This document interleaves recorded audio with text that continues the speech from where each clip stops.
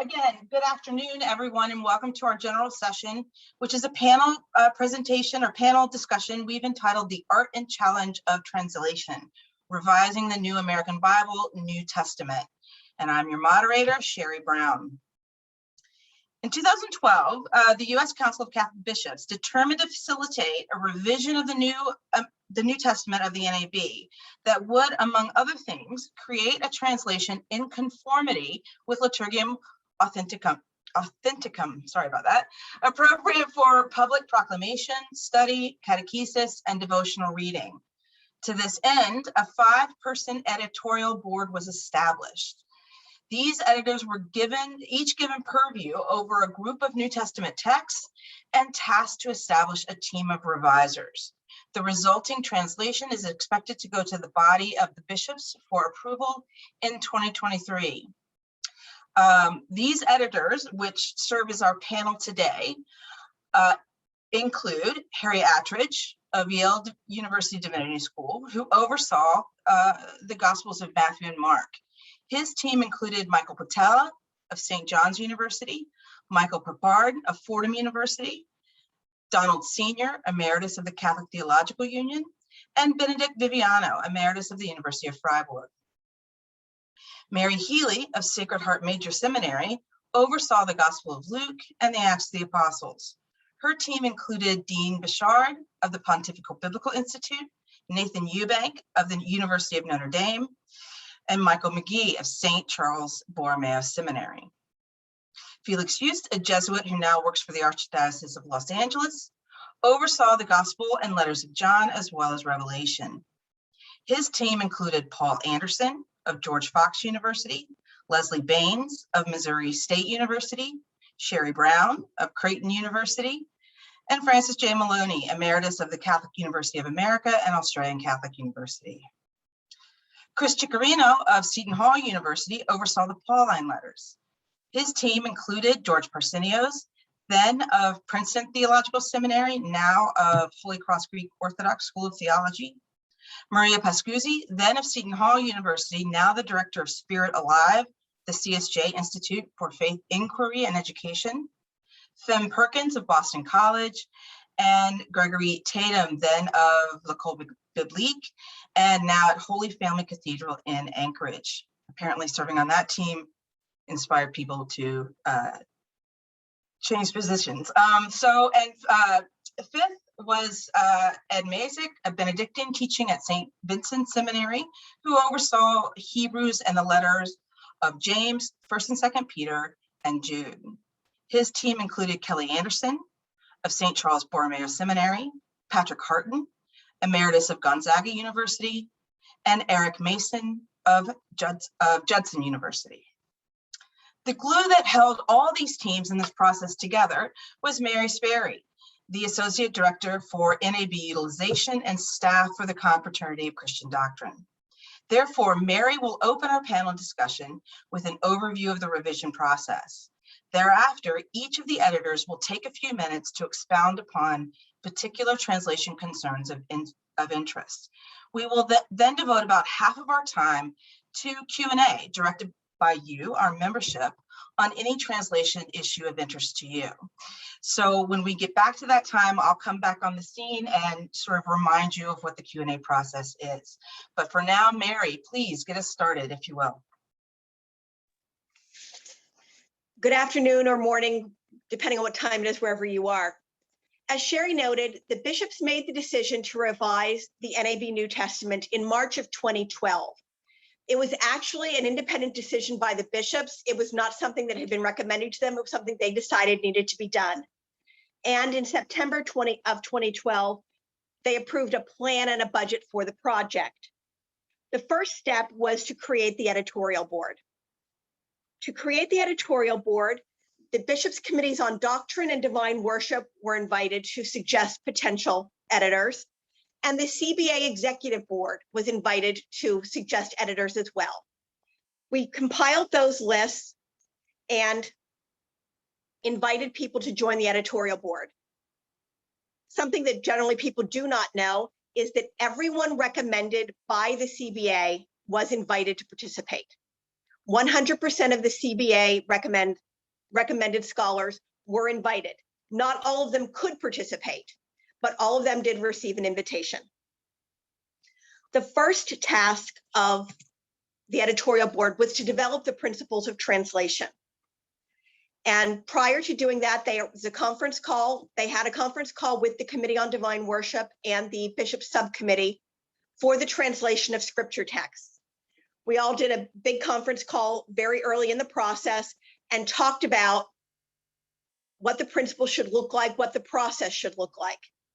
Based on that discussion and using the text of Liturgiam Authenticum and other relevant texts about scripture translation, the editors developed a multi-page series of principles to guide their work. Those were approved by the bishops so that we could begin our work. The editors then suggested potential revisers to work on the groups of books. Those lists were approved, and then we had a draft. Not quite as fancy as the NHL or the NBA draft, but it was a nice draft. Everyone got to pick their first choices, go around until everybody had enough people to build a team. And then if people said no, they went back to the pool and got more people until all of the teams filled out. Each team did its work in its own way. They divide them differently. Sometimes people had one or two people work on a group of chapters and then bring it back to the body. Other people worked on a couple chapters together, then separated and brought work back. Other teams went through literally every verse as a team. So each of these teams spent dozens and dozens of hours, in some cases hundreds of hours, working on these texts before they went to the editorial board. In addition, we had a couple of opportunities for consultation with the CBA membership.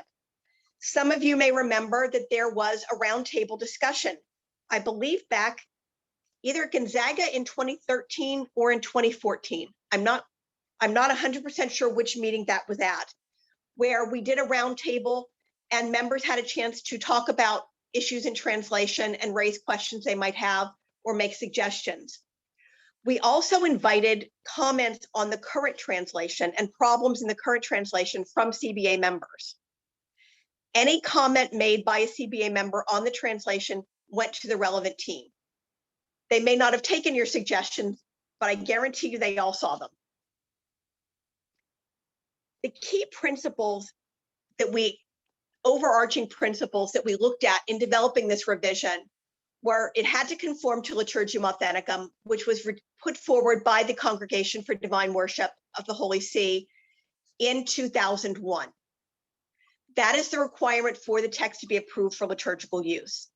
Our goal here is to get a text which is simultaneously appropriate for liturgical use, appropriate for personal study, and appropriate for classroom use. So we wanted to have a text that could be used generally. So it had to follow Liturgiam Authenticum in that regard. We also wanted it to be able to be read aloud. I don't know how much you all deal with the current edition of the NAB New Testament, but some of the sentences are excessively long. A few weeks ago, I was a lector in my parish, and my second reading had one sentence of 38 words. Virtually no punctuation, 38 words. We tried to address those in this current revision. Almost 3/4 of this text was read aloud before it was submitted. We read it aloud as a group, and if it couldn't be understood, if it couldn't be read, we went back and worked on it some more. We also wanted it to reflect current scholarship, to be a quality translation that scholars could be pleased to use in their classes and in their own work. And we wanted to really focus on the consistency of the text. There are key words that are used throughout the New Testament, and we wanted to make sure that those were translated with some consistency so that people seeing a word here and in two different places would know it was the same word. So we gave a great deal of attention to that. One of the biggest changes in this text, and one of the things will be most obvious to users, is a radical change in the notes. Instead of having one set of notes which will be in all versions of the NAB, and we don't know what it's going to be called. There may be a contest at some point, so start storing up your ideas. When editions of this Bible come out, there are essential notes. Each of the translation teams was responsible for coming up with those essential notes that are important for the understanding of the text. That's all they are. There will be a second level of pastoral catechetical notes that will be developed probably starting next year, that will be more to help a broader understanding of the text, to make it more of a study Bible. Right now, the NAB notes are, calling them extensive is sort of like calling the Pacific slightly wet. They're huge. I mean, if you look at something like the Passion narratives, the notes on the Passion narratives are almost twice as long as the narratives themselves in terms of words, which makes it very challenging for people, they're looking back and forth between the text and the notes. It's also very challenging for publishers to set the text well. And we've also noticed that the level of the notes, the level of the writing and the level of the scholarship is considerably beyond the average reader. If people don't understand what the text of the note says, the notes really aren't terribly useful. And the language is written more at the level of a junior or senior undergraduate in theology or a graduate student in theology. So they're not as terribly useful when you're in a parish Bible study and somebody wants to read the explanatory note. Finally, the text went to the bishops on Ash Wednesday of 2019. The subcommittee has been sending their comments back to us. The editors deal with those comments and process them, agree to them, offer alternatives. We've got 8 books done. Once we've all agreed on what the book should say, it'll go to the body of bishops, hopefully June of 2023, and then to Rome for approval for liturgical use. And I believe Felix is up next. Thank you, Mary, and welcome everyone. As Mary just told you, one of the first things that we as an editorial board did was to draft a document to explain the process and principles of the revision of this New Testament. It ended up having 26 principles to guide the translation of the New Testament that were labeled A to Z. I don't think that was intentional. We didn't choose just 26 to get the letters of the alphabet in there, but and some of these translation principles were provided or mandated, I should say, by the various committees of the USCCB, as Mary just mentioned. And so in a sense, those were helpful because they saved us some time and arguments. One of the principles, for example, said that hoi Judaioi must be translated as the Jews. And so we simply didn't waste any time arguing whether it should be Judeans or Jewish leaders or anything else like that. It was simply hoi Judaio is the Jews. Although these principles were very helpful in guiding us, we soon found out that they didn't solve all of our questions, or certain difficulties did remain. The introduction of this document says that as a general rule, and I'm quoting here, the revisers should change as little as possible, but as much as necessary. Of course, that's open to interpretation, huh? So how much is really necessary? And as Mary mentioned, with the different teams working slightly differently, some of the teams ended up changing fairly little at the first stage, but then when their text proposal came back to the full editorial board, we wanted maybe more changes. And then the bishops also suggested even more changes. On the other hand, a few other teams proposed quite a few changes in the first stage, and then the editorial board and the bishops later then backtracked on some of that, saying, no, let's revert back to the current translation in the NAB.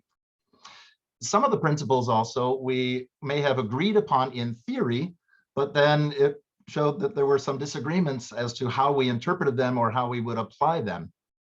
For example, with inclusive language, I think that's something Harry will be talking about later today, or the issue that Mary mentioned already about breaking up long sentences. Yeah, we all agree on that, but how long is too long and how much should it be broken up in the case of Paul? I think Chris will mention more of that.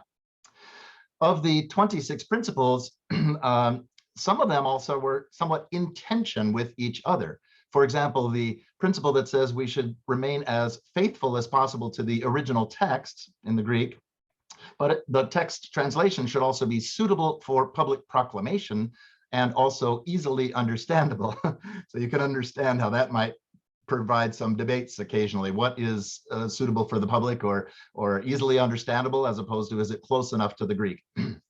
The principle I'd like to focus mostly my comments on is the one on consistency. We should be consistent in translation as much as possible. And this is in several different respects. On the one hand, for each Greek word, we will try to use the same word in English translation as much as possible without being overly slavish about that. As a corollary to that, though, for different Greek words, we would try to use different words in English so that the differences in the Greek are reflected in the English translation, and we don't have the same English word for a whole bunch of different Greek words. But again, as much as possible, sometimes that's not possible. And a second corollary would be maybe that we translate any Greek nouns with English nouns and verbs with verbs, adjectives with adjectives, for example. As much as possible, also we'll translate verb tenses accurately, present tense with present tense, past tense with past tense. But again, not always is that possible. In all of this, as I say, consistency 100% is not possible, since Greek and English, as you all know, are very different from each other, both in vocabulary and in grammar. The semantic range of some words is not identical in Greek and in English, and it goes in both directions. Some Greek words are much broader in meaning than the equivalent English word might be, and other Greek words are much narrower in meaning. And so even though philia and agape are different from each other in Greek, we really struggled with seeing if and how possibly we could find two different words in English to translate those, but ended up sometimes having to say, no, we'll use love for both philia and agape. Just a few other examples that we were really struggling sometimes to avoid the two extremes. On the one hand, mechanical substitution for 100% consistency, or on the other hand, just willy-nilly just taking whatever we wanted to use maybe as few different variations as possible for certain terms. The verb meno, for example, so well known in John's Gospel, but the rest of the New Testament as well. Should it be translated remain, as the current NAB has? Or a lot of people were saying, the translation abide is theologically richer and better. It could also be translated dwell or live or stay. And interestingly, not only in my Johannine team, but even in the full editorial board, when we came to discuss these issues over and over and over again over several years, the votes were often 2 to 2 to 1. That is, 2 of us were in favor of remain, 2 of us were in favor of abide, and 1 person was sort of on the fence and wasn't really sure. So it took a long time to really decide. We finally decided to propose abide as much as possible for meno, although we're using the translation stay for those passages where it's clearly a geographical reference, is staying somewhere overnight. And then in a few cases where abide really didn't work, we remained with remain. Another example would be the discussion of hieros or naos. This is something we again discussed many years, often with 2 to 2 to 1 split votes again. Should we say that hieros is the temple area and naos is the temple, as the current NAB translation does?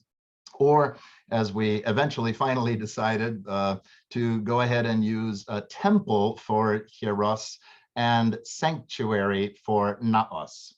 The problem is, of course, as most of you realize, is that when it says in the text that Jesus went into the hieros, if you were to translate that Jesus goes into the temple, most modern people who don't know their ancient archaeology or biblical studies would think that Jesus went into the building that we would today call a temple, into the temple building, but he didn't, because he wasn't a priest. He only went into the temple area. But if we do say Jesus went into the temple, at least we now will have a footnote that will explain, he's not going into the sanctuary building, but into the enclosure that would be called the temple area, something like that. So sometimes when there's ambiguities, we'll rely on footnotes to help make the differences clearer.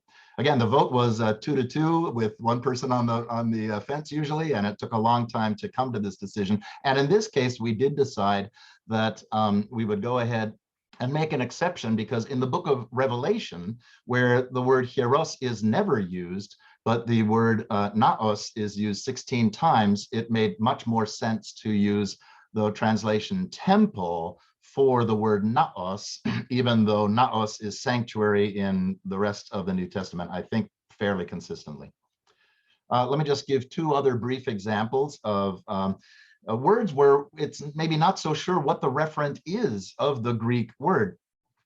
based on either differences in English translation over time, or in the meaning of the words, or just our understanding of the ancient culture. One example would be the word lampas.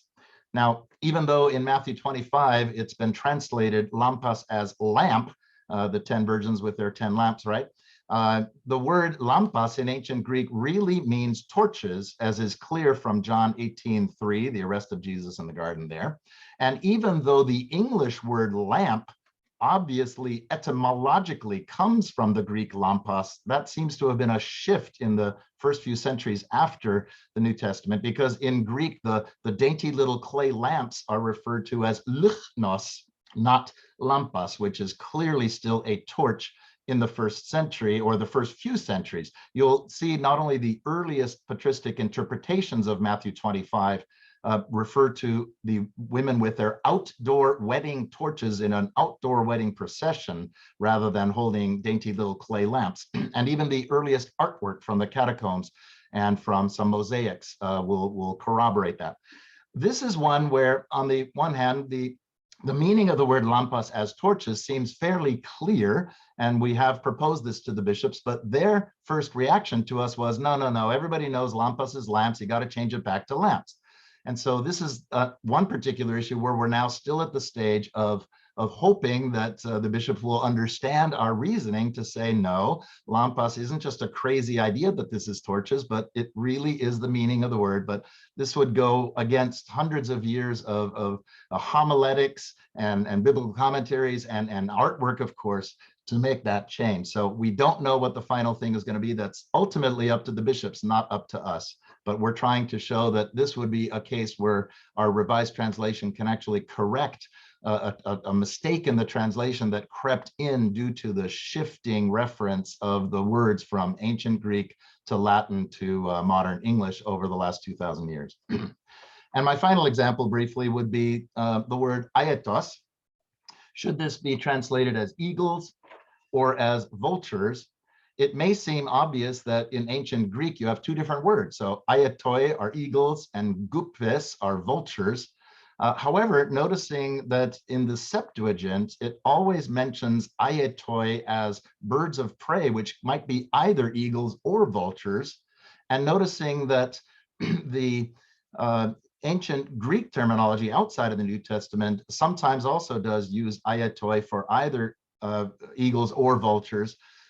You have to look at the context. And one of the important things to notice is that, you know, when the phrase in Matthew and Luke talks about the aetoi gathering around the carrion, well, eagles don't gather around carrion. In very rare circumstances, maybe an individual eagle will eat an animal that's already dead and not just a fresh kill, but eagles don't gather. And even though some people think aetoi should refer to eagles because of the Roman standards and the eagle connotations there, we finally agreed upon a compromise that says, look, instead of saying eagles or vultures, let's just say birds of prey. And again, in the footnote, I believe it says that this might be either eagles or vultures with either the Roman connotations or the actual zoological connotations of the vultures gathering. So I could give lots more examples, but I think that's enough to get us started, just to give you a sense of how complex this process was of applying the principles that we all agreed to the particular issues of every book and every verse, every word in the New Testament.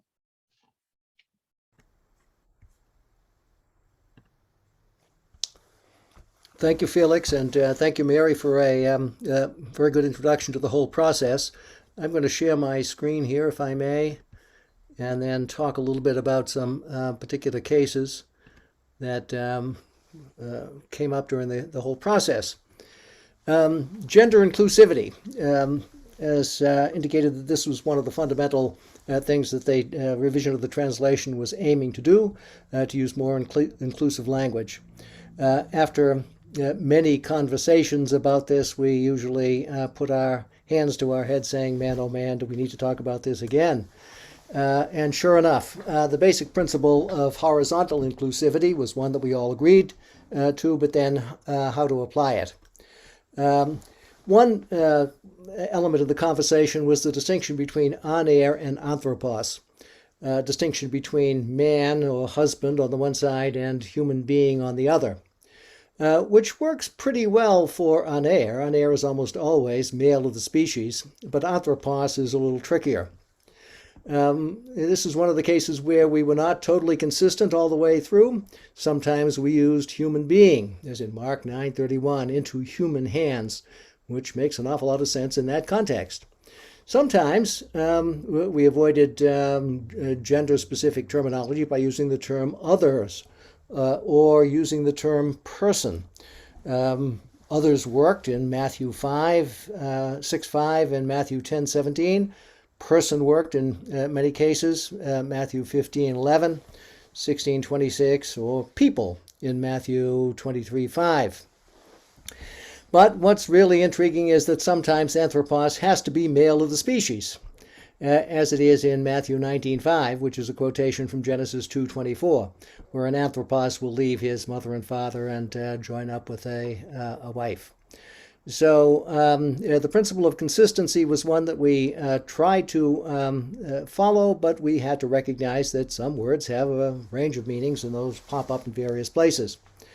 And then there were cases such as what the fishers catch in Mark 1:17 and parallels. This, as the bishops insisted, was a hallowed phrase, and so what we have in the translation is fishers of men rather than fishers of people. Gender inclusivity includes lots of different things. One of the elements that came up in the revision that we just went through after receiving the comments from the Bishops' Committee was the adjustment of the principle to say that when it's clearly a man or a male character that's involved in the story, we can legitimately use man rather than person, and probably should do so. It's a little more natural. So in Matthew 12:22, we have a mute man rather than a mute person, or I think we've changed that in the disability section. We'll come back to that in another part of this presentation. Or in Luke 7:8, a man subject to authority. Or in 7:25, a man dressed in fine garments. Or in John 5:8, a man who was ill for 35 years. So in cases where there's clearly a male character involved, we came back to using the word man rather than person or someone. Then there's the brothers and sisters language. And generally, we've been quite inclusive on this. So in Pauline context, where Paul is addressing the adelphoi, it's brothers and sisters in the translation. It gets a little bit complicated in the case of Jesus, because we know he had sisters, according to Mark 6:3. So when there were references to the brothers, the adelphoi of Jesus, is sometimes references to brothers and sisters. What about Luke 22:32? This was an issue that came up with the bishops, where Jesus tells Peter to strengthen my adelphus. And the bishops said, well, maybe this is one of those cases where man is most appropriate, because after all, we're talking about the people who were with Jesus at the Last Supper, and they were all male, weren't they? But is the command to Peter to nourish the adelphus just referring to the people in the room, or is it referring to all of the brothers and sisters? So we have made the case that it's all the brothers and sisters, and we'll see how that goes. In any case, we tried as much as possible to be gender inclusive while also making sense of the context. This carries over a little bit into issues connected with titles. So the Son of Man remains the Son of Man, not the offspring of humanity or the child of humankind or anything of that nature. And Pilate, when he shows Jesus stripped and beaten to the crowds, says, "Behold the man." And we were happy to keep that because of all of the allusions that are probably going on there with the use of anthropos, the appeal to the first presentation of an Israelite king, the play on the Son of Man language within the Gospel of John, etc. So Jesus is "Behold the man." Another titular issue on which we spent some time and energy was the passages that refer to Holy Spirit or the Holy Spirit. And whether in these passages we're always, especially in those cases where we have an anarthros, pneuma, hagion, whether we're talking about a divine actor or a vaguer power. So when John the Baptist says that someone will come who will baptize with pneumati hagio, is it Holy Spirit in general, or is it with the Holy Spirit? Or in John 20:22, when Jesus says to his disciples, receive pneuma hagion, is it the Holy Spirit or is it Holy Spirit? This is one of those cases where the house was divided, and voting went in the way that Felix described a moment or two ago on numerous occasions. At the end of the day, the bishops, I think, were insisting that we have here a reference to the Holy Spirit throughout, and so that's more or less what we've done. Although there will no doubt be a footnote that will explain some of the oddities. And then there's the language of kurios and how that's to be translated in individual colloquial contexts. Is it always Lord? Is it always Sir? Is it sometimes one or the other? When the Samaritan woman says to Jesus, Kyrie, don't you have a bucket? Is she talking to the Lord or just Sir? I think we've kept Sir in these cases. We've tried to reflect the colloquial context. Although there will be notes that will indicate that, yes, this could refer in a larger context to something else. The context where ecclesial readers are recognizing who this kurios is. Then there are issues of the sense and the reference of a particular word. And porneia is a good example of this. The etymology, of course, of the term is connected with porne, with harlot. One might infer then that the term refers in some fashion or other to some form of harlotry or sexual immorality. But do we always trust etymology? And we know that we can't do so in all cases. The general usage is clearly enough referring to sexual immorality, and you find that all over the place in the Synoptic Gospels and the Pauline literature, especially in those cases where the term porneia is linked with other terms like akatharsia, as it is in 2 Corinthians, Galatians, and Ephesians. But we have a special case, of course, in Matthew 5:32 and 19:9, where the term in the last NAB was translated illicit marriage, which is an interpretation of porneia in a specific halakhic context. There would be some sort of backing for that translation in the passage in 1 Corinthians 5:1, where someone coupled with his stepmother is engaged in a porneia that even the nations don't engage in. But Paul, quite clearly in the same context, uses porneia in the rather generic sense of sexual immorality. And we think that generic sense is the way the word should be translated, with a note that there might be some particular halakhic issue involved. So balancing, again, context, general sense, and in this case, balancing the difference between the general sense and a particular reference of a word in a particular context is always a bit of a challenge. Then there were issues connected with consistency that are related to theological thematics. One popped up in the last round of revisions after receiving notes from the bishops, where there was concern that the theme of abundant life, or abundance of life, that we find in John 10:10, that Jesus came to bring them life, that they might have life and have it in abundance, kai perisan ekosin. Is that a theme that echoes elsewhere? And is the abundance of life that Jesus brings through the multiplication of loaves and fishes a reflection of this same theme? Well, this is connected with what's left over after the feeding. And here we wound up with a division in our estimate of what's going on in various passages. Mark 8:8, ta perisemata klasmaton may be indeed a technical term referring to Eucharistic fragments. It certainly is that in the Didache. But it's also just fragments too. So is there some sort of play going on there? In any case, the ta perisemita klasmaton is probably just leftover fragments. But then we have a more abstract use of the terminology in Matthew, ta periseuon, and in Luke 9:17, ta periseusan klasmaton. And are they reflecting there some sort of theological thematic? Well, we thought that might be possible, and so opened up that as a possibility for translation. And we ran into other issues of similar sensitivity about the use of certain terms. For instance, there was concern on the part of the bishops and their revisions about the use of the term way, which, as we know, is a term that was used for referring to the movement itself in the book of Acts, and also a way of referring by Jesus to himself in the Gospel of John. So is this a theologically loaded term? Well, if so, should it be used in English only where hodos is in the Greek? If so, then people should not be putting down their cloaks on the way as Jesus comes into Jerusalem.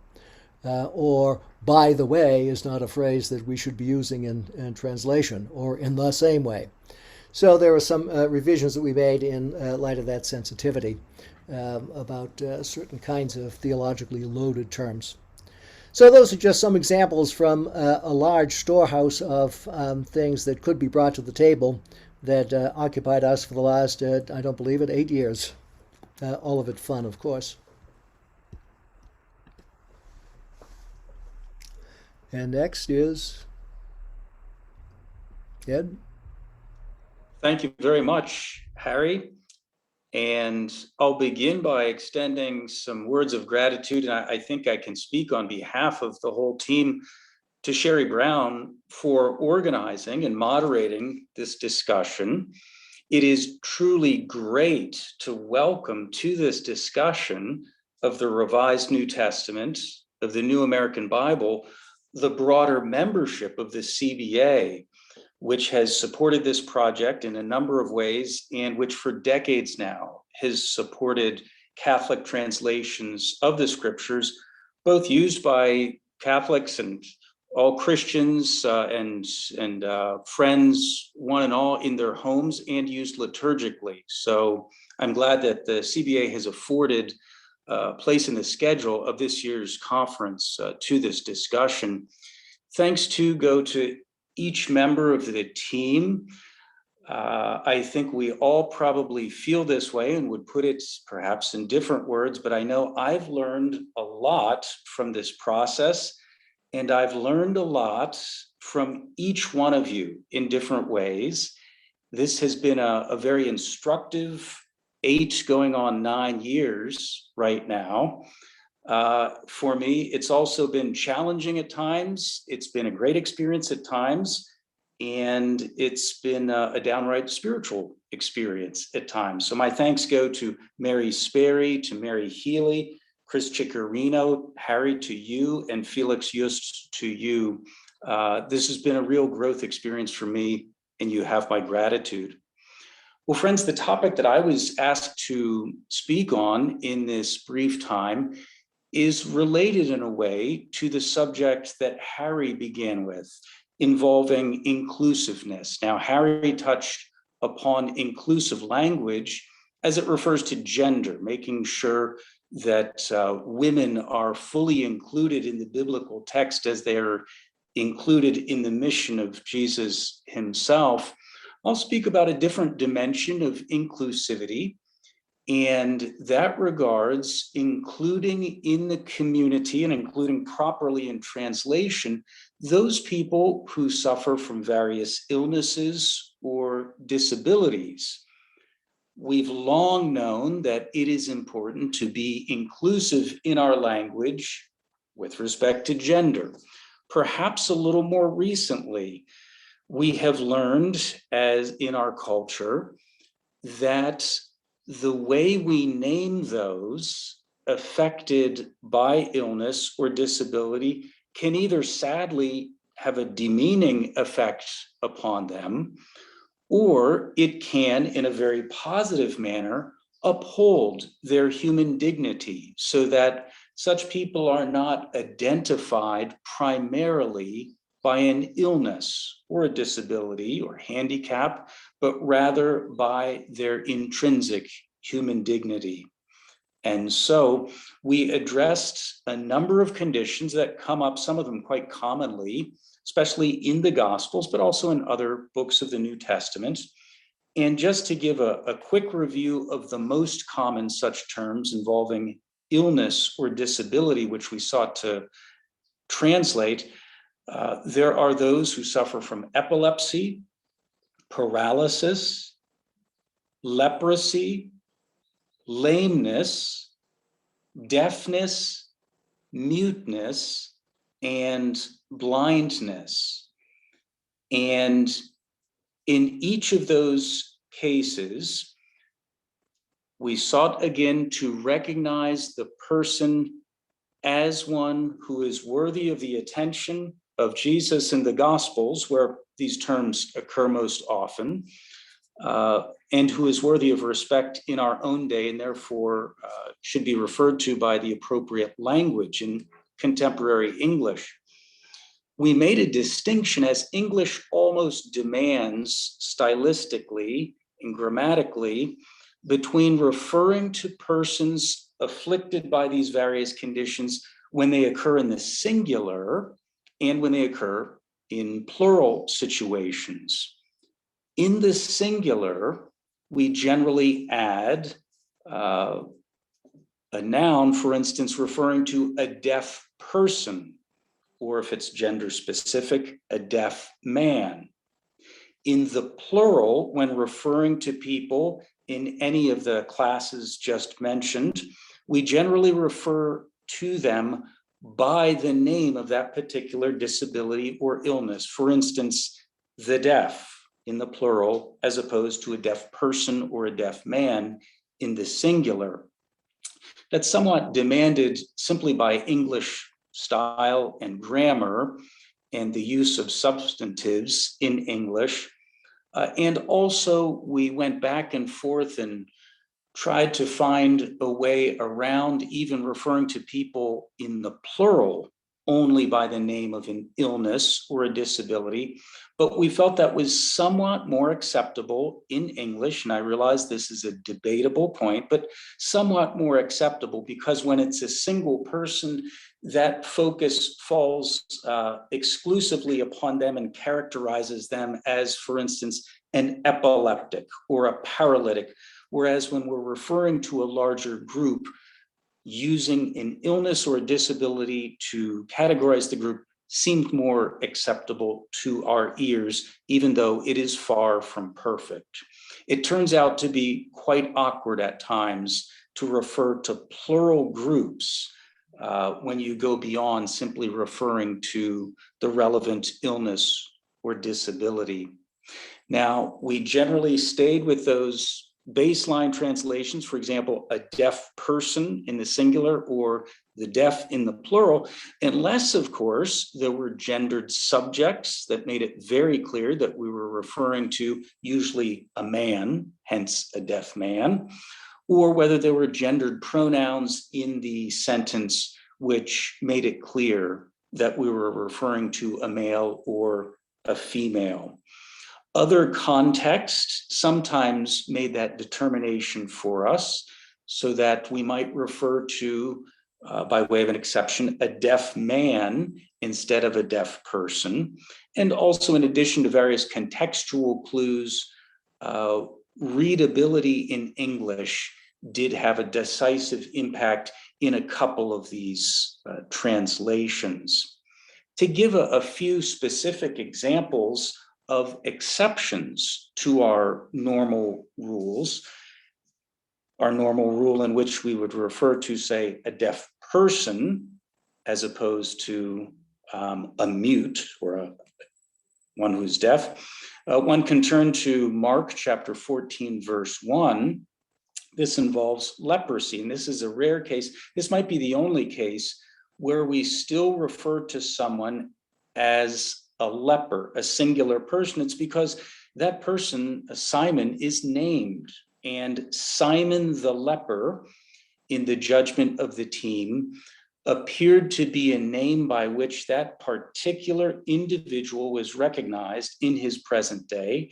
And so we retained Simon the leper in the translation, rather than going with something such as Simon the man with leprosy or Simon the person with leprosy. So there's an exception in the singular, an exception to our plural practice of referring to groups solely by disability or illness. One could look at Luke chapter 17, verse 12, where we have the 10 lepers. And instead of referring to 10 men with leprosy coming out to greet Jesus, we simply kept 10 lepers. That was an example, I would say, where English style came to the fore, and we stayed with lepers rather than leprous men or people with leprosy. So we did our best in all these cases to be accurate, to be as consistent as reasonably possible, to be inclusive, and to be pastoral in dealing with conditions that caused profound anguish and pain in ancient times and in present times as well. So to provide, God willing, a service that will bring together a little bit more in unity the living body of Christ and respecting all her members. That was our goal. One final note, still on the theme of illnesses and disabilities, there are several verbs that refer to healing commonly used in the New Testament: therapeuo, iaomai or iatro, hugiainein, to be cleansed or to be at times healed. With respect to the English syntax of those translations, we tried to be very consistent in making sure that persons, people, are referred to as healed, whereas illnesses or diseases or other disabilities were referred to as cured or being cured. You heal persons, you cure illnesses and diseases. Also, with respect to demonic possession, instead of referring to the famous demoniac, for example, we either refer to a person in this situation as being a person or a man, if there are gendered pronouns or context requiring it, a person or man possessed by a demon, or a person or man who is demon afflicted. Again, trying to keep the focus on human dignity and recognizing people by their innate worth rather than by an illness or a disability which afflicts them. So I hope that the team did a good service in that regard, as in regard to all of its efforts, and I look forward to possible questions during the Q&A session. So with that, I'll hand it off to Mary Healy, who will speak to us about some concerns related to synoptic parallels. Mary? Thank you. I will try to make my remarks as short as possible because I see that we're running over time a little bit. And I want to echo what Ed said about the just gratitude to everyone on the team and Mary and also the Bishops Committee. This whole process has been a privilege. It's been fascinating, sometimes fun, sometimes frustrating, but never boring. I'll speak first about words with the Deke stem, which are present throughout the New Testament, but are particularly important in Romans and Galatians. Dikaiosune, dikaios, dikaioo, dikaioma, dikaiosis. Altogether more than 200 instances, apart from compounds that also include that stem. As you know, English is blessed to have this unique double vocabulary for almost all our abstract terms. We have Anglo-Saxon root words and we have Latin, French root words. And in this case, we have right words and we have just words. And nearly all modern English translations use both right words and just words for translating New Testament dik words. Typically, dikaio is justify and dikaiosune is righteousness, but sometimes in Paul it's justification. Dikaios is usually translated righteous, but sometimes just. It's nearly impossible to be fully consistent. But you do lose the thread of a Pauline argument if, for instance, Romans 3:26 says, to demonstrate God's righteousness in the present time, that he might be righteous and justify the one who has faith in Jesus. So the Pauline team decided to go with right words, righteousness, and in the case of the verb dikaiō, to translate it, make righteous, insofar as possible, recognizing that doesn't work in every instance. So for example, Acts 13:39 says, in him, everyone who believes is made righteous instead of justify. Romans 3:20 is, therefore by works of the law, no one will be made righteous before him. We recognize that sometimes in English righteous has the negative connotation of self-righteous, but it seemed in context that that danger wasn't really present in these texts. But there are some exceptions to using righteous words. For instance, Matthew 12:37, by your words you will be justified. Made righteous obviously doesn't make sense there. 1 Timothy 3:16, he was manifested in the flesh, vindicated, dikaiō, in the spirit. In English, righteousness generally connotes a certain trait of personal character, a righteous person, whereas justice often refers to an interpersonal situation, doing the right thing. Of course, even there, I have to use the word right to define it.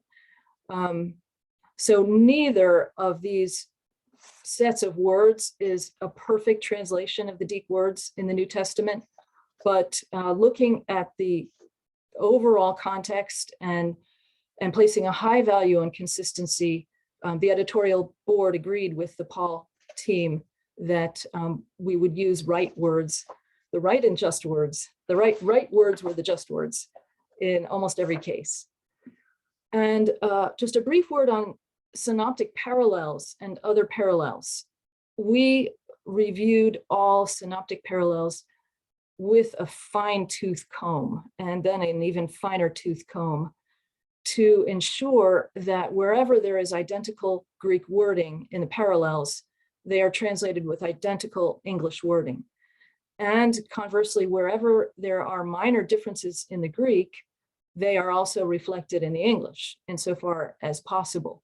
And in parallels that were particularly complex, especially ones that pericopes that appear in all four Gospels, we even looked at charts comparing the Greek and then the English translation in each Gospel and making sure that every word that was the same in Greek would be translated the same way in English. But then minor differences in the Greek are reflected in the English insofar as possible. An example of that is the woman suffering from hemorrhages in Matthew 9:20. She's gune haemorrhoisa. So we translated that suffering hemorrhages. But in Mark 5:25 and Luke 8:43, she's gune usa and ruse haematos. And so we translated that afflicted with a flow of blood, just to demonstrate that there is a difference in the underlying Greek. And that's true in multiple cases. So I think what we've come up with is a much more consistent translation, perhaps more than any that's out there right now. I don't know that any have been gone through so many times with so much attention to consistency as this one. So now I hand it over to Chris for the last part. Okay, thanks everyone. And I'm happy to be batting cleanup. Originally, I was scheduled for jury duty today, so I wasn't certain if I was going to be here, but I'm very happy to be here. And I echo the gratitude and the wonder that this experience has been for me. And so just a couple of points about from the Pauline Literature Working Group and then from the editors. So I went back and I took a look at the number of suggestions that were made from both the members of the working group, the CBA members and the Bishops Committee, and they proposed a total of 6,019 suggested changes to the translation in the Pauline corpus. So I'm not going to try and talk about all of them, but just to highlight maybe a couple. And so what I'd like to do is I'm just going to try and mention maybe one kind of more academic issue, that is the Pistis Christou debate, and then maybe to mention a couple of pastoral issues. And so Harry's PowerPoint got me thinking I'm going to try and see if I can share my screen and just put this up as well. Okay. So, okay, so Pistis Christou, objective or subjective, is it our faith in Christ or Christ's faith as a subject? And we didn't want to come down on either side definitively, but to try and leave space for both interpretations.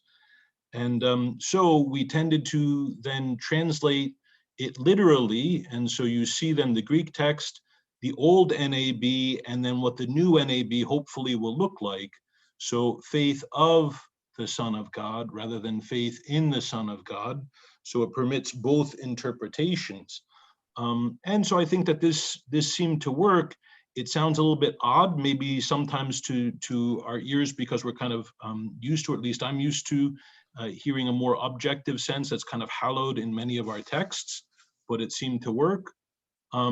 And sometimes, you know, it combined with some other type of Pauline changes. So here in Galatians 2:16, you can see both our shift from justification language, as mentioned by Mary Healy, to more righteous-based language, and then faith in Jesus Christ to faith of Jesus Christ. And so I think that it presents both options. And then we simply offered to, you know, in footnotes, then both the literal and then the objective and subjective interpretations. So we thought that this would be, you know, perfectly appropriate. I think the only case where we decided to opt for pistis as faithfulness rather than faith was in Ephesians 3:12. So to have boldness and confident access to God through Jesus's faithfulness. And so beyond that, I think we're fairly consistent in the Pistis Christou debate, just offering the option of faith of Jesus Christ and keeping it fairly consistently as faith rather than faith and faithfulness. All right, let me just see if I can stop sharing for a second. Here we go. And so just a couple of pastoral notes. So as was mentioned, you know, one of our goals were to try and make proclaiming Paul's letters a little bit more manageable for the lectors. And so we tended to, the Pauline Literature Working Group tended to break up the long Pauline sentences. So if you look at, like, for example, the beginning of Ephesians, all, you know, one sentence for going on for a dozen verses. In the previous NAB, it had been broken up into 3 sentences. We opted even to go into 6. And in many cases, we took longer Pauline sentences and tended to try and make them a bit more manageable in English, while also trying to respect Paul's thought and his own method of diction. While the Pauline Literature Working Group tried to do that, the editors started to stitch some of them back together, and then the bishops have also stitched a number back together. So it's a little bit interesting combination. It's one kind of pastoral issue with the length of sentences. The other, and I think a more important pastoral issue, has to do with hupotasso.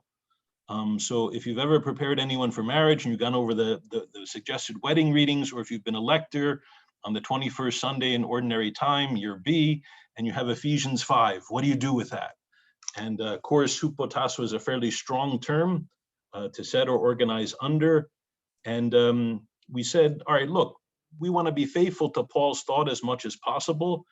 And we said that when we're thinking about the relationship between God and human beings, or certain categories of human beings, masters and slaves, rulers and ruled, that it very clearly suggests a hierarchical relationship, and so should be translated submit or be subject to. When, however, we look to Christian familial relationships, especially husband and wife, we said we didn't really think that Paul considered these relationships to be a subset just of hierarchical relationships, that when he reflects on married life, for example, in 1 Corinthians 7 or in Ephesians 5, he clearly expects and expresses a degree of mutuality between husband and wife that's different from those first kind of relationships. So instead of submit, be subject to, we said, all right, he certainly expects a certain amount of deference shown from wife to husband, especially in public contexts. So we went with the translation of defer. And so I think then to try and be both accurate to what we think Paul was trying to express, and then to try and be pastorally sensitive to people in the present day, seemed to be the best course of action. So in those 6,000 changes, there's an awful lot more, but I'm just conscious of the time and the desire to leave some time for questions. So I will draw my comments to a close and turn it back over to Sherri.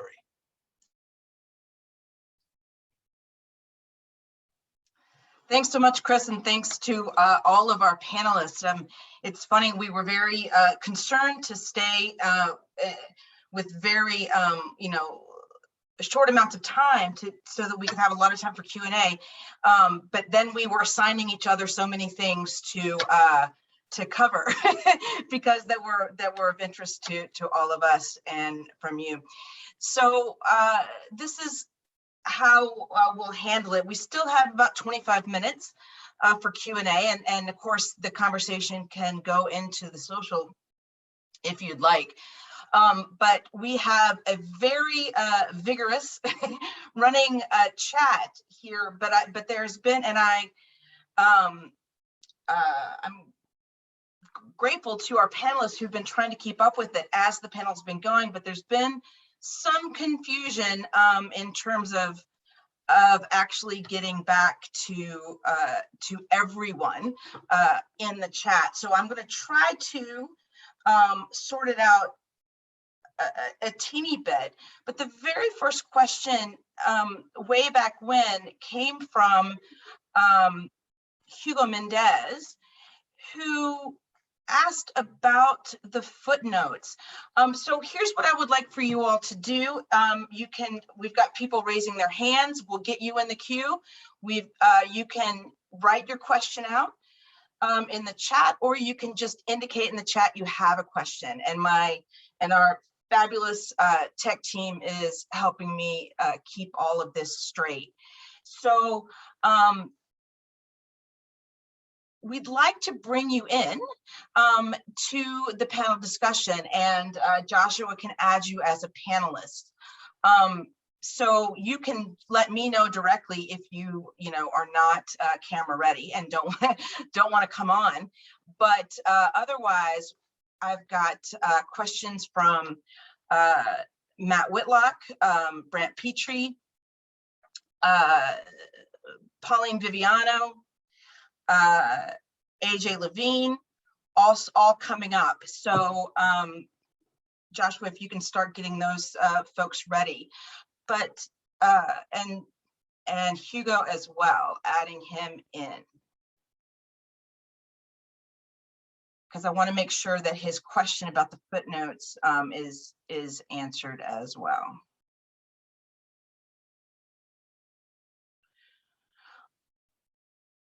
as we do that,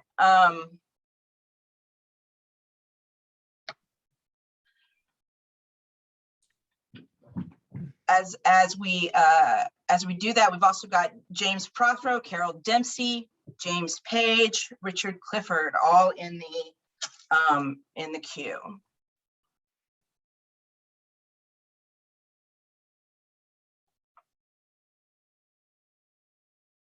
So how are we proceeding, Sherri? You So going to...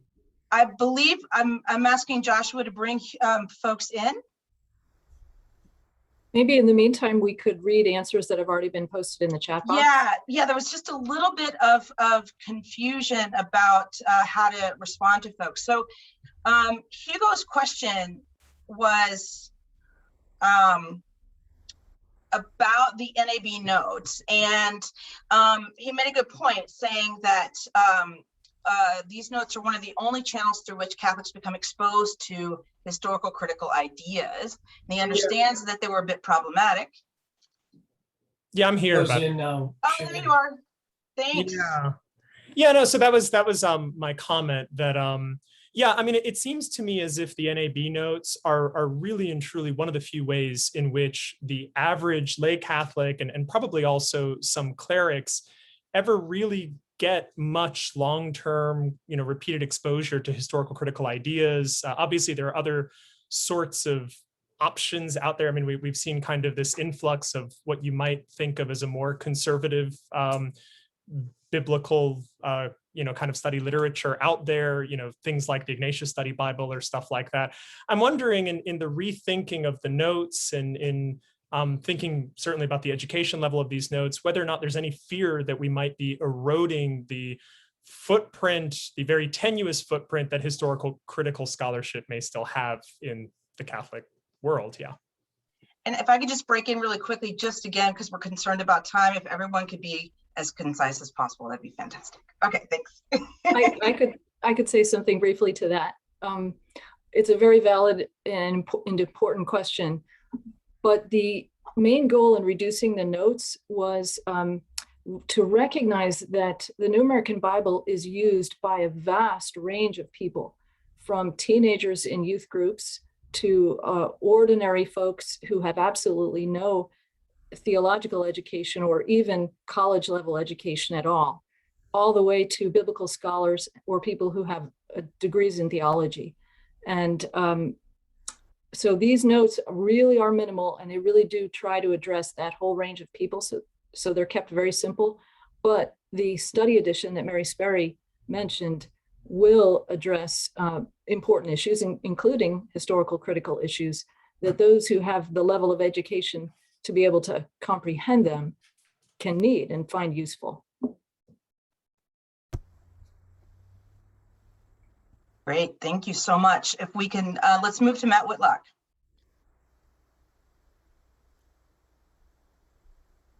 Hi, I'm just curious more or less about the process of 1 Corinthians 6:9, the ending phrase there with Malakoi and Arsenokoitai, how the discussion went, and then finally what you decided and how that discussion is going with the bishops.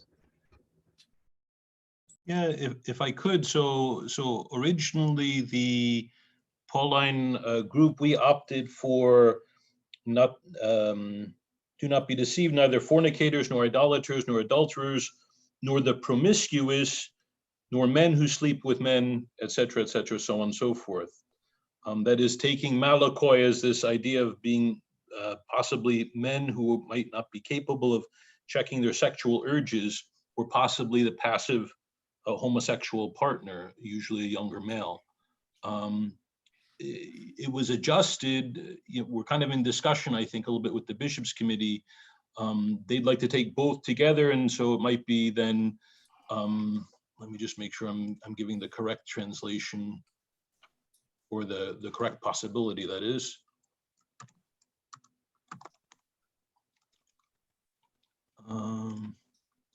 But while you check that, I will say that this is a piece we haven't returned our comments to the bishops yet. So it's still, we have no idea how it's going to end up.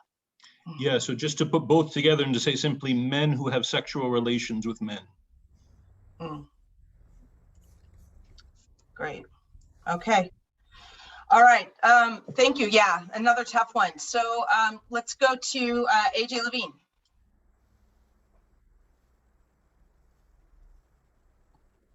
Yeah, thank you. Mary's already answered my question about Okay. how Mary, the mother of Jesus, got is still a handmaiden, which is a tad quaint. But I'm also interested in how slavery language was addressed elsewhere. Did Jesus become a servant or did he become a slave? Are people advised to become servants or are they advised to become slaves?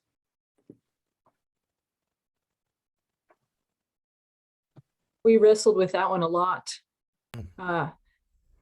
If I remember rightly, in Paul's letters, we wanted to preserve the slave language where he calls himself a doulos, Jesu Christou.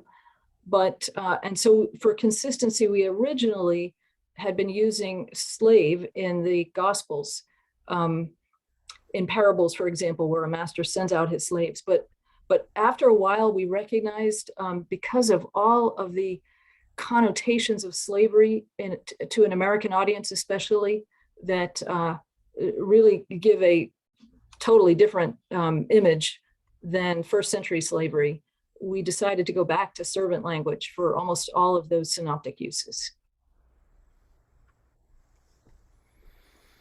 Great. Thank you. Brant Petrie. Yeah, I just wanted to respond to the initial statement about Ahoy Dai as being required to be the Jews all the way across. And I was wondering, would there be any kind of explanatory essay or a long footnote on that translation issue and the problem of anti-Judaism? And while I'm here, just the second question, I was curious, was there any consultation or feedback with other Anglophone countries like English-speaking Catholics in Africa or Australia or England? Or is it just American scholars that have been consulted and kind of worked with? So those are my two questions. We had an Aussie on our team, so at least one Australian got in on the act. What about the Hoyu Daioi? I'm just curious. Oh, if I could just follow up on the Anglophone, we did extend an offer to other English-speaking countries at the very early stage of the process, but we were not accepted. So we did offer to allow other bishops' conferences to bring in their own scholars to work with us, but none of those offers were accepted. I think it was a lot of bad timing. So we did try. But we did have, as Sherri mentioned, we did have a Frank Maloney on the Johannine team, and we did solicit some feedback from other individual scholars who may be from other countries, Ireland, England especially. And then, sorry, your other question was about Hoyu Daioi. The question on notes, yes, we do have some notes that explain the various possibilities of what Hoyu Daioi mean and try to be anti-Semitic about it. The question is, are they extensive enough? You know, that was a debate not only among the editorial board to say, well, we really want to keep the notes a lot shorter than they had been in the previous or current NAB, not to overload it, but how long should they be to cover the necessary things to say? And as Mary said, then the pastoral edition, when there are the more pastoral notes, that can obviously go into a lot more detail, but hopefully, at least in the introduction, I believe, to John's Gospel, as well as then there is a brief footnote. Maybe it's not enough, but at least we tried to put a brief footnote into that effect. Great, thank you. Great, thank you. All right, I'll turn it over to Carol if you want to, Carol Dempsey, if you want to unmute. You've got some questions for us. Okay, thank you very much. And if I can beg the indulgence of my colleagues here for a minute, I have a number of points I'd like to share and also a series of questions. I am on the Old Testament editorial board, in true transparency here. And what I want to say here are some reflections and some comments and some pushback. First, I want to just offer the observation that the editorial teams, for the most part, if I have this right, has the presence of only 3 women, 1 on the New Testament editorial board as a whole, none of whom seem to be working in the area of contemporary biblical hermeneutics. 2, Liturgicum Authenticum is 2001. And that's John Paul II when he was Pope. And what about Francis's view now on the sacramentary and the comments on the proposed new lectionary. 3, the project as a whole is the dream child of the USCCB, an independent decision of the bishops for a new study Bible, new lectionary. And I wonder about the motivation of this. I'm curious beyond what we've been told. 4, the point about faithfulness to original text. All translations or interpretations, even the dictionaries we have, are compiled by males that have their own cultural and historical biases. And 5, we wanted to reflect current scholarship.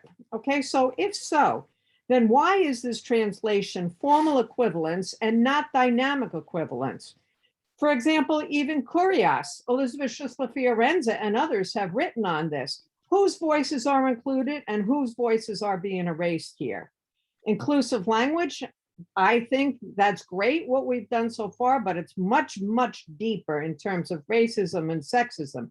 For example, in Genesis 2, why not translate it? Therefore, a person will leave their parents and cling to their spouses, which would support the members of the LGBTQ community and respect their dignity. Inclusive language is much deeper. Male pronouns, still for God, supports the male hegemony and the male constructed deity. The Holy Spirit that the bishops want goes on. We know as biblical scholars that that's not what it's supposed to be, and yet we give no pushback to the bishops. We're a global church with a global mission. And to what extent are the Old Testament and the New Testament translators on this project, of which I am a part, studying all the global documents on biblical translations? And there's a lot of them, and we've got to start reading outside of our own provincial Catholic biblical scholarship perspectives. And even, to what extent are we allowing little c to push the big C, Catholicism? I've done extensive study on this, and to be amazed what our colleagues in Bible are saying outside of Catholicism. Yeah, okay, bring in the Australians, that's fine, but what about the global South? What about the translators working in India and in Africa? And the key questions that we have, is this new Bible and lectionary taking us forward into the globalized world, or are we as biblical scholars and translators moving the needle backwards and forwards, beholding to the US bishops, who, as we see, first of all, can't get their acts together, and second of all, the majority are opposed to Francis's vision, and yet Francis has some of his own issues as well, too. So those are my observations, and those are my comments for our reflection and some questions. Thank you. I can take some of those quickly. Liturgium Authenticum is still the reigning document. It's what this Congregation for Divine Worship and Discipline of the Sacraments uses in evaluating the confirmation of liturgical texts. Until that changes, it is what we have at hand. The question of it being the bishops made the decision to update it, they realized actually came from a discussion back in 2012 of a desire to reduce the quantity of notes because of the length of the notes. And we had a lot of publishers who wanted to do their own editing of the notes, and we knew that was a bad idea. So we raised it to the bishops, and they said, if we're going to revise the notes, we should look at the whole translation. It's been 30 years. We know that there are problems with it in the lectionary. We should look at it seriously. So their motivation was really to address some of the things like length of sentences and issues like that. And I can personally assure you that many, many women were invited to participate in this project. I know this because I called most of them. And it was very, very difficult to get yeses for this project. Anybody who served on this can tell you that it took hours and hours and hours. And it was just very hard to get people to agree to do it, in all honesty. You were asking people to give 10 years of their life to the project. Not a lot of people have the ability to do that. I'm incredibly grateful for the 5 editors who did it. And they're probably all cursing my name on a regular basis because they said yes.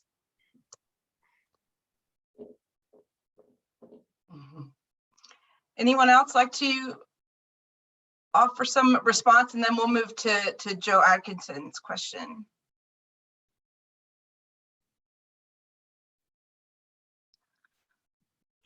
All right, thank you. Thank you for everyone for your reflections. Joe, what would you like to share? Oh, I just thank you so much for the committee. I mean, this is, the translation is a very difficult thing at the best of times. And I think we're now living in the worst of times, so it makes its translation a lot more difficult. And it sounds, by and large, that you try to, you know, be even-handed and try to get at the text. My concern is always to be faithful to the text, whether I'm comfortable with it or not. As Mark Twain says, it's not the parts of Bible that I don't understand that concern me, it's the parts I do understand. And so I always I'm glad you went with, try to, not the dynamic equivalency, because it's that gets us into such a subjective area. To that end, could I raise the question of hupotasso, because it's a kind of I do a lot of work in this area, you know, in marriage and family and so on, and in the Greek text, and then also looking at the idea within the Hebrew text. And what I notice is two things, not two things, but two issues I just ask you to reflect on. One is, how did you translate that verb or its corresponding other particles of speech in other areas? For instance, in Luke 10:17, it talks about how the 70 returned to our Lord, and they say, "Lord, even the subjects even the demons are subject to us."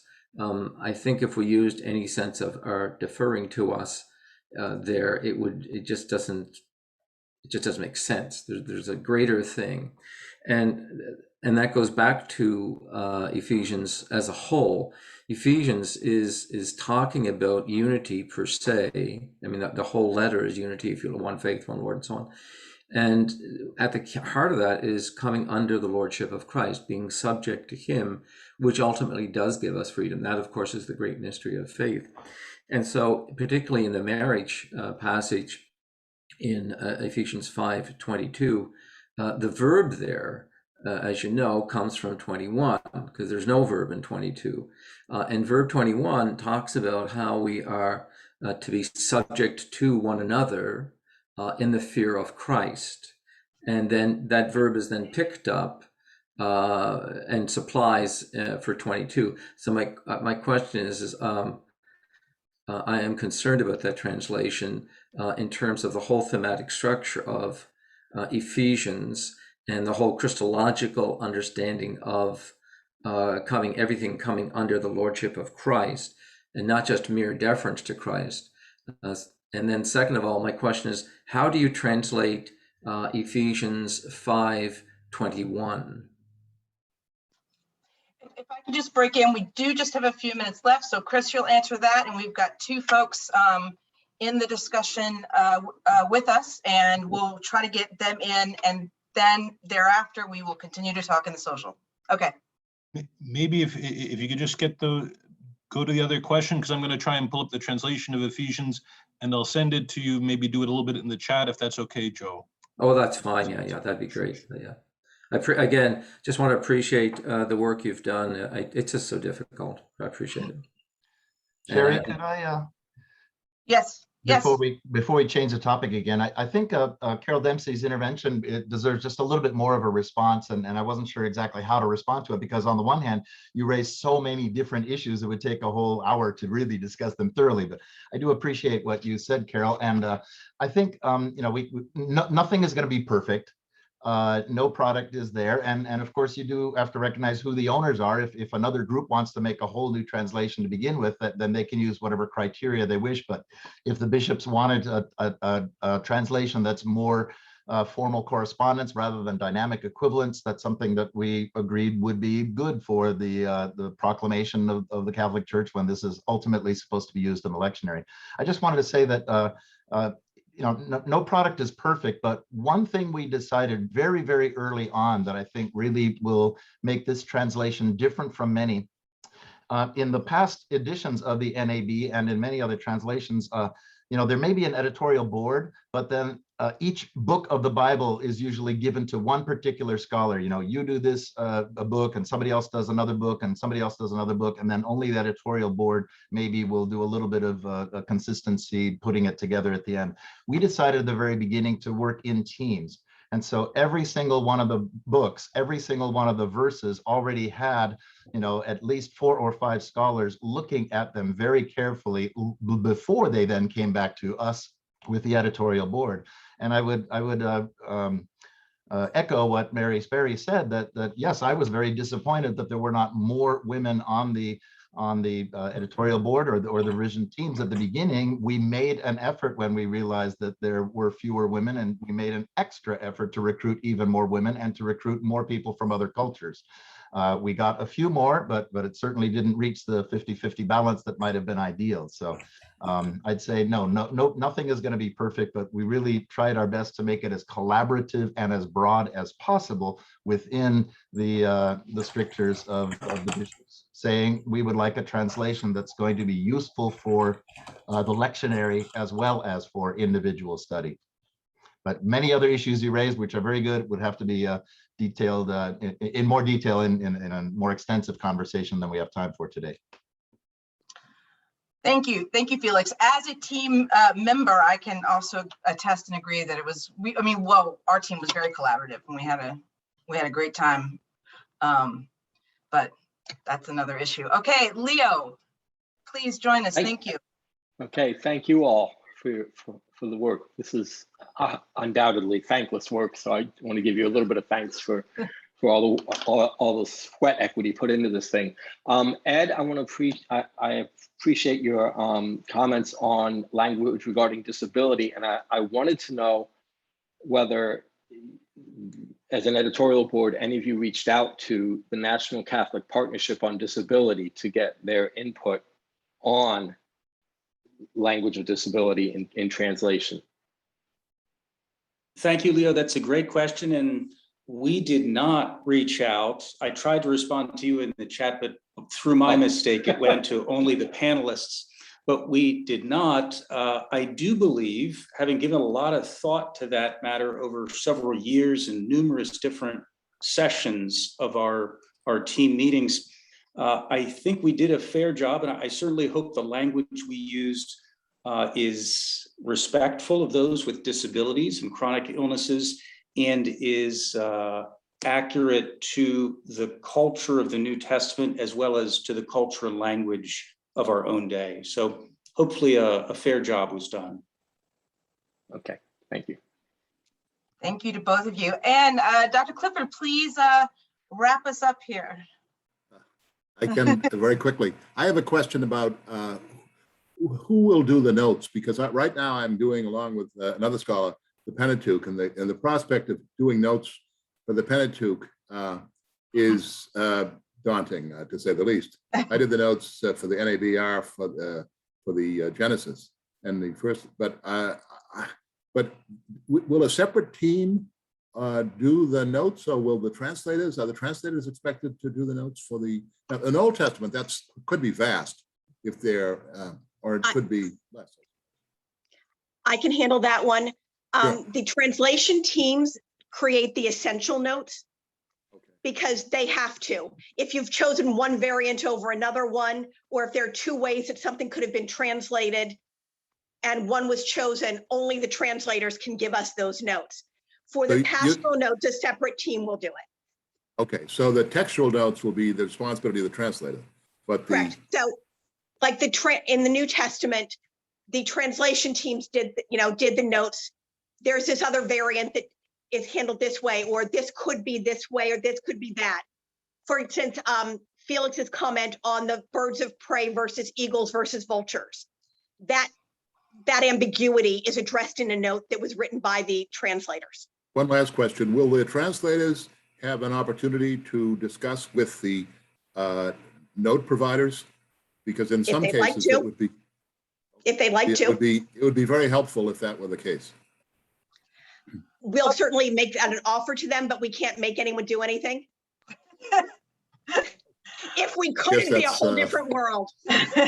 Okay, with that, with those words of wisdom, I have to call it. And thank you so much to everyone who participated in the chat. It was, as I said, quite vigorous and showed interest.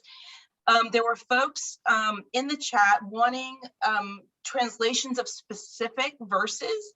And if you didn't get your answer, now that you know sort of the editor in charge, you might reach out to them directly, and hopefully they'll have a minute or so to respond to your question. But otherwise, I want to thank the panelists. This has been a panel that's been planned now for 2 years because of the pandemic, and the entire panel was very open and gracious with their time and their ability to sort of hang with it. And we quite possibly were going to follow Chris to jury duty. But that didn't have to happen. Anyway, this is an ongoing project, and we will try to keep the conversation as open, I hope so, as open and inclusive and collaborative of all of these different issues that are coming up within the membership. So thank you to the membership for your passion.